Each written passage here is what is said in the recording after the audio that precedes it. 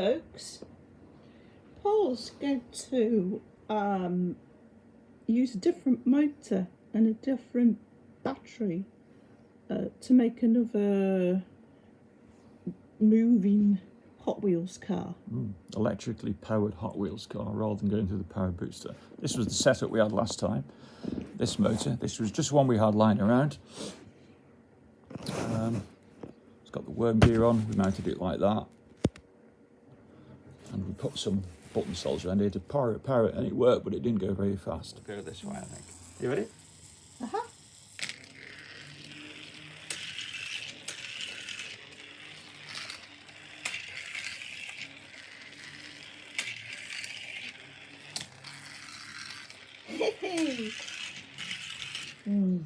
So, and also the button cells didn't last very long. No, they didn't last very long at all. So the Mark II, this time we're going to use a lithium-ion cell, and that seems to fit nicely in the Hot Wheels chassis like that. It's very, very slim, isn't it? Yeah, really, really thin.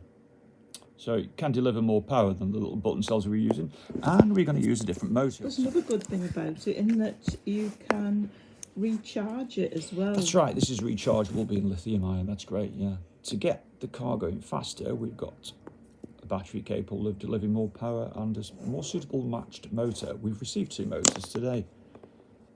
So that was the original, and these are the 2 we've just received. Yeah, they're a lot bigger, aren't they? They are, which is not great. So let's see how they fit in the Hot Wheels body. That was the original. This is Possibility. Looks nice as well, doesn't it? It does with it being red, yeah. Actually, I think this is what they call a race-tuned motor from Japan. It's for slot races. So, and it works. It's going to give a very high RPM for. What do you mean, slot races? Remember the old what are they called? Scalextrics type things, where you put them on the track and they would have a little like pin that engaged in a slot to pick up the power. Right. And you would have hand controls to control the speed. Right. I think it's big in Japan. 2mm shaft as well, instead of the 1.5mm, which means because you had to build it up, didn't you? This worm gear will be a nice tight fit on it. So this motor is obviously the largest. It's the sort of motor you'd find in an electric shaver. It runs off 3 volts, so it'll give a decent RPM at the shaft. But it's a bit big, really. You know, we could make it work. We could pile it up like that. But it's starting to look a bit odd, isn't it? Yeah. Well, yeah, but we could still try it. So I think we'll try this one first. You're going to try that one first, because it looks better. You've got to put the motor in first, and then the battery on top. Yeah, maybe to one side or on top. I think it's going to go on top, like that. So it's going to be a bit top heavy. We can't put the original body back on. No. But we'll see if we get the speed. And this is version 2 anyway. Who knows how many more versions are going to come.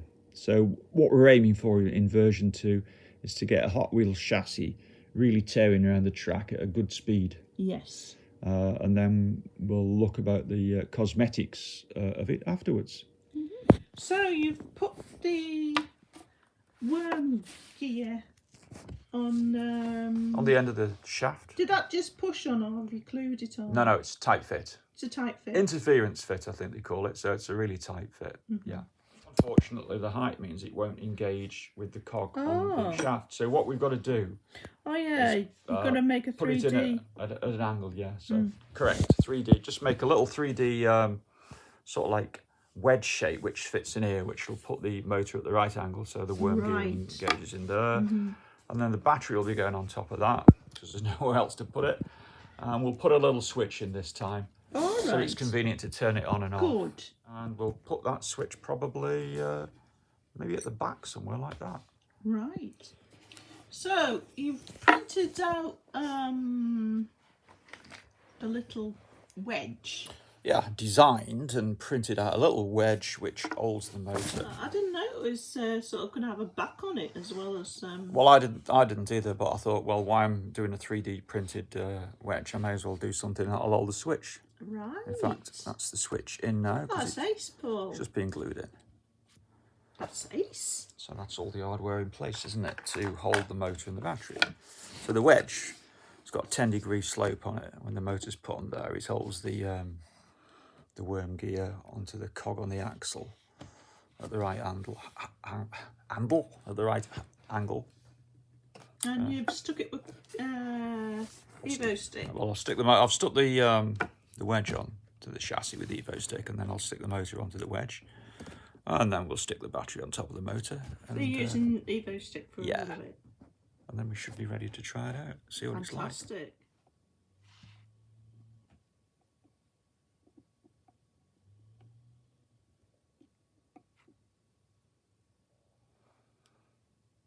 You're leaving that to tack off now, aren't you? Yep.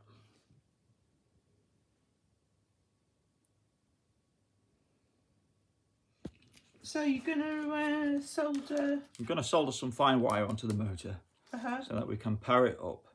To a power supply. To a power supply. Just have it going around slowly to make sure that the gears are meshing together properly, because you'll be able to hear it if they're not, and do any last fine adjustment before the glue sets. Okay. Okay, so you've got the wires on.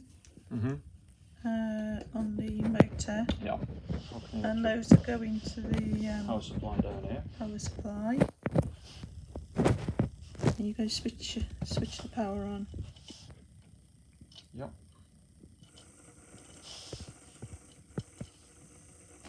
Well, the wheels are certainly going round.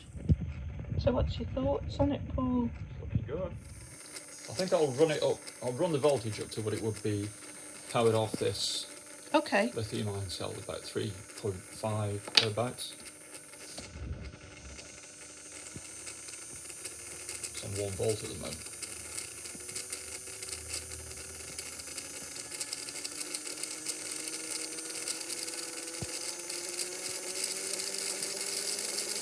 £2. I don't know how much that the wheels can actually take. It's going to go. There's a lot more power and speed than last time.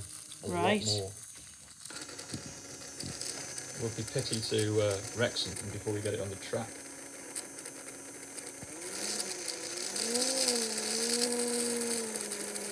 So what I might do, see, I've only run it up to 2 volts there. So I think when we get it, I'm quite happy with the way it's working. So we're going to put the battery on next. But I'm going to put a couple of components in to drop the voltage of the battery to keep it about, so that the motor only sees 2 volts at first. I see. Because there's no point in overdriving it and wrecking the gears. If it tears around the track at 2 volts. Yes. So it's looking good at the moment. So these are the components that you're going to solder to the circuitry between the battery and the motor. And the switch, yeah. So these are just ordinary power diodes, IN4007 they're called.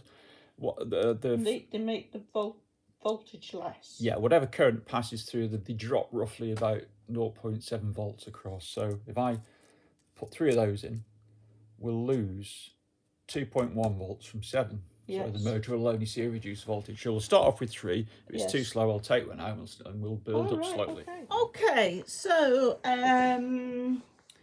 you've got the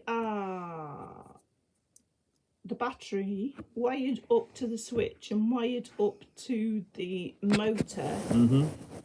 Have you put those components in, those 3 diodes? 3 diodes to drop the voltage, no. So you decided not to put them in? No. So we're just going to see what happens. Yeah.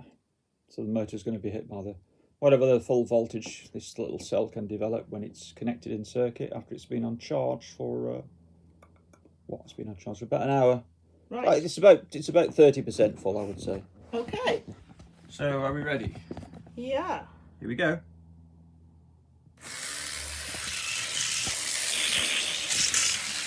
Whoa!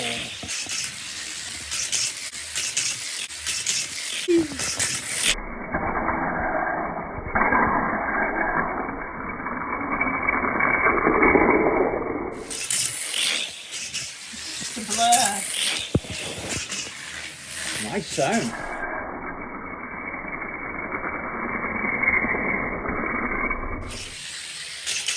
Cracking.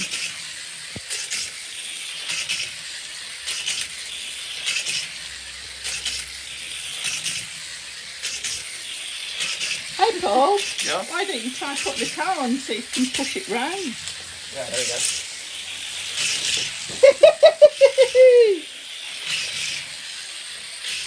Slowing down.